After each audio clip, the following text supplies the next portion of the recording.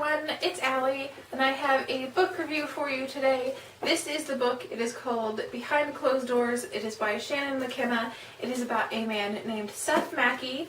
He is a surveillance expert sort of guy, and he has decided, or he's not really decided, but his half-brother Jesse was murdered by this man named Victor, and so he's going to take down Victor. He's going to ruin his business and ruin his life and probably kill him.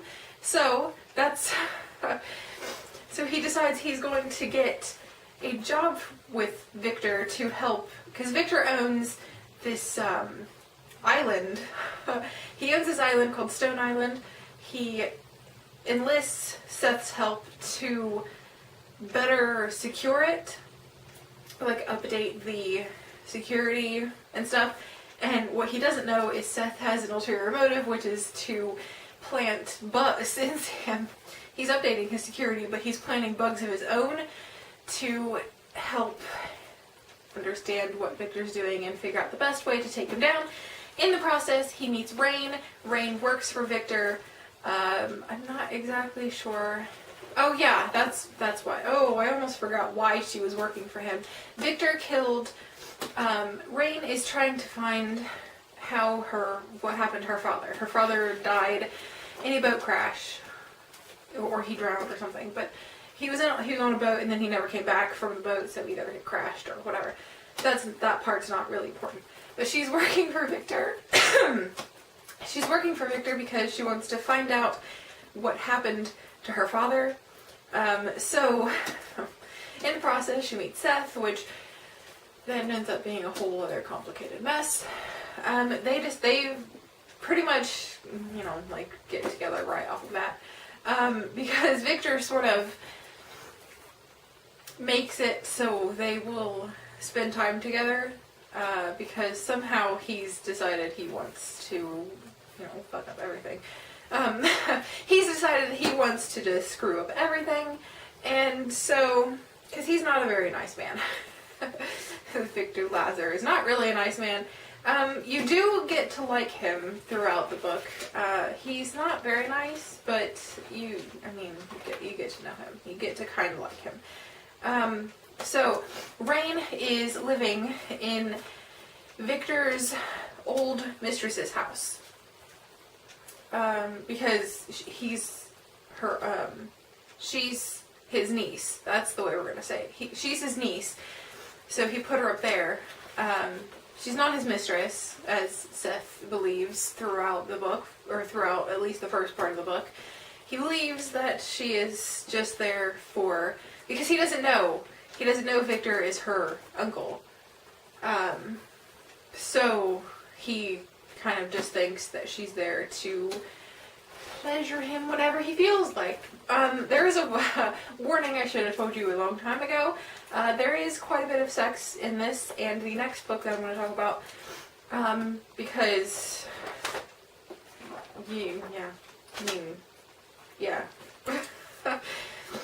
basically Seth has to, what's the right way of saying this? There's going to be a lot of editing in this one.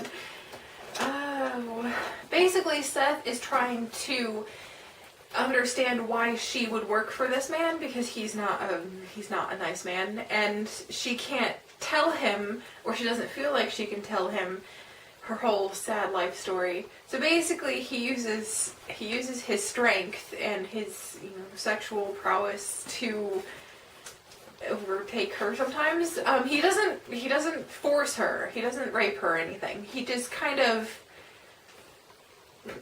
you know what I mean? He just sort of, she wears down. She wears down. He's very persuasive as she learns. Which is really funny sometimes, because she just is fiery, and I just love it. I could read the I can't actually, because there's a bar across part of it, and I don't know what those words are, so I can't just, skip those words. But basically, Seth's half-brother dies, he wants to get back at Victor by like ruining his entire business and all that good stuff. One thing I do want to tell you that I forgot to tell you, because this says it is a McCloud Brothers book. The McCloud Brothers, McCloud Brothers, they are a group of men who are Seth's, like, friends, brothers, whatever you want to call them, because they were also friends with Jesse. So he enlists their help because he's going to need help if he's going to try to take down Victor Lazar, who is this big influential man. He's not a mobster really, but he's kind of a mobster. You know what I mean? He's very influential. Like, everybody knows him. Everybody wants to be in his little circle.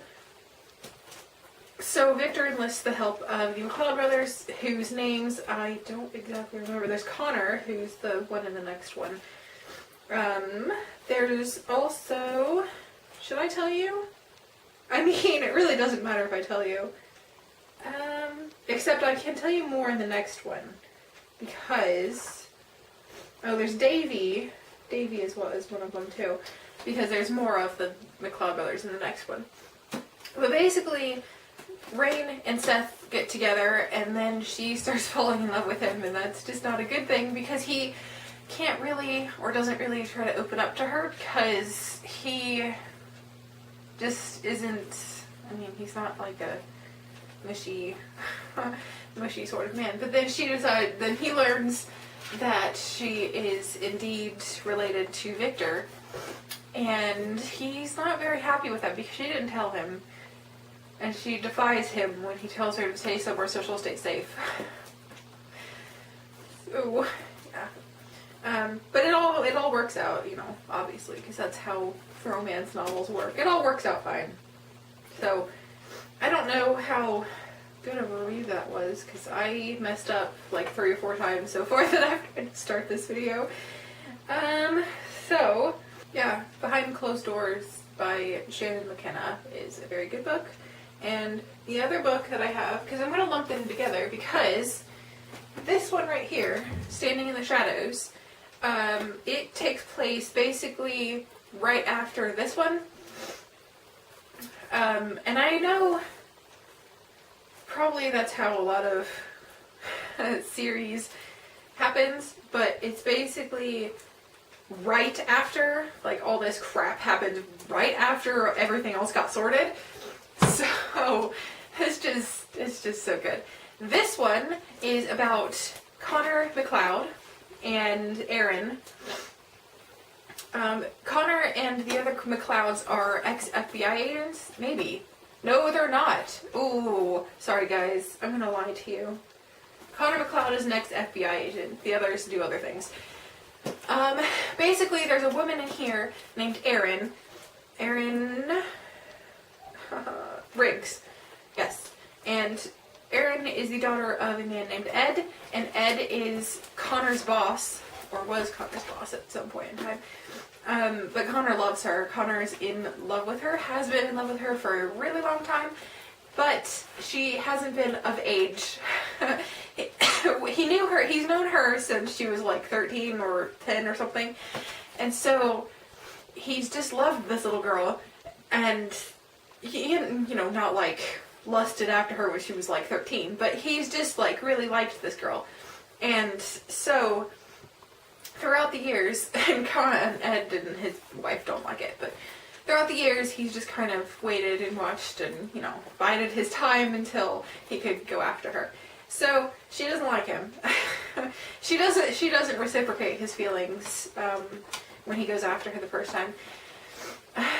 So yeah, that doesn't end well for her. She ends up giving in to him, which is fine. Connor has a limp. He's a gimpy. He got injured in the what do I want to call it? The event that killed Jesse. The McClouds were present in the event, or during the event that got Jesse killed, and Connor got injured, and now he walks around with a cane, which is hysterical because he uses his cane as a weapon and he smacks people, and it's really hilarious.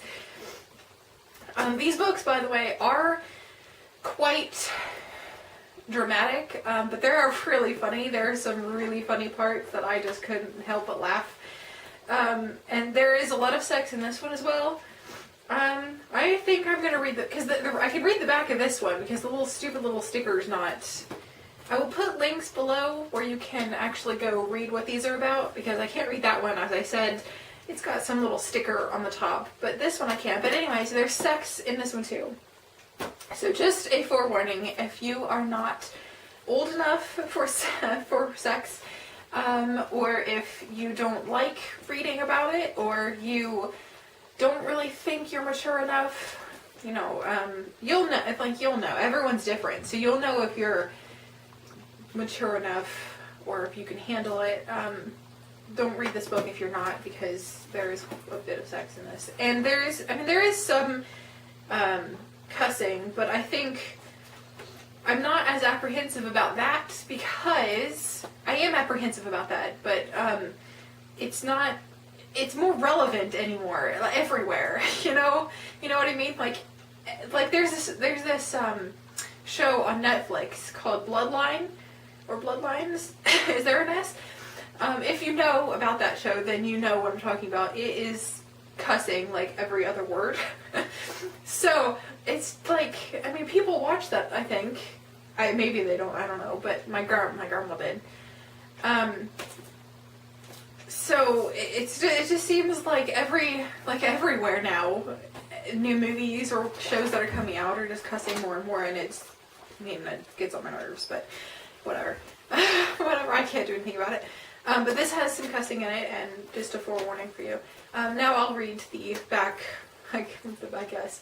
Ex-FBI agent Connor McCloud can never forget the day he was set up to die at the hands of trusted friend and a fellow agent, Ed Ricks. Hard justice and loyalty to his badge have cost Connor what he wants most, Ed's shy, studious daughter, Erin. He can never have her now, but her beauty still haunts and torments his every waking hour and his most fevered erotic dreams. So you can tell already that it's pretty heavy. But now that his old enemy Kurt Novak is a Russian mobster, he's a mob boss. Well, Kurt's not, his father is, but it's the family. So he's in with Victor Lazar. So he also kind of shows up in the first one, but he's not as prevalent as he is in this one. What was I? Kurt Novak has returned. Connor is prepared to do anything to protect the vulnerable young woman from a killer who has vowed a brutal payback. A killer with a predator's lethal patience. So basically, Kurt wants to go after Erin to get to Connor and Ed and all that. So, yeah. Erin has been harboring secret fantasies about Connor McCloud since she first laid eyes on him, but that was before his testimony sent her father to jail. So you can imagine she's not very happy about Connor being around. Her world is falling apart, and it's all she can do to hold her family together. Her mom is a complete mess as well. She's just a mess. So you'll meet her. She's a mess. But now Connor is knocking on her door, telling her she needs his protection, whether she wants it or not. And he basically does. He basically kicks it. Well, he doesn't actually kick in her door, but he basically kicks in her door and tells her that it's tough crap if she doesn't want him around, because he's the only one that can protect her from whatever's happening. He won't give up, and he won't stay away. He's sworn to guard her life with his own, and his fierce protectiveness awakens long-buried feelings and a fiery sexuality deep within her soul. So basically, he shows up, and he just sort of brings her fantasies to life. So it's so good. They're so good, both of these. I am going to put links below to Amazon or somewhere where you can either buy them or at least just see more, read what this is about. But basically, Seth is watching her at her house because he had cameras and things set up for the old mistress. So then she shows up. So he watches her to see what her deal is, and then all that other stuff. So, and they're really good. He's not in this one as much. Seth isn't, because this one is more about Connor and his immediate brothers, the McClouds. And Seth and Rain are off on their honeymoon. Spoiler alert, except you probably already can figure that out, because most romance novels end with some big happy wedding or some, they actually get together. So they actually get together in this, if you just want to know. And they're on their honeymoon during this, so they're not really prevalent throughout the book. But they are so good. There are more of these, because this is the first one, this is the second one. Either my library didn't have the rest, or another one, or I was only getting the first two just because I didn't want to overload myself with reading material, because I have two others that I need to read as well that aren't the McCloud brothers. But yeah, these two are super good. You should get them. Be warned, there is sex. Be warned, there is cussing. There is a bit of there's a bit of violence. Some of it's a little graphic. It's not. It's pretty brutal sometimes. But I mean, most violence is brutal. So, But yeah, you should definitely check this out. Behind Closed Doors and Standing in the Shadows by Shannon McKenna.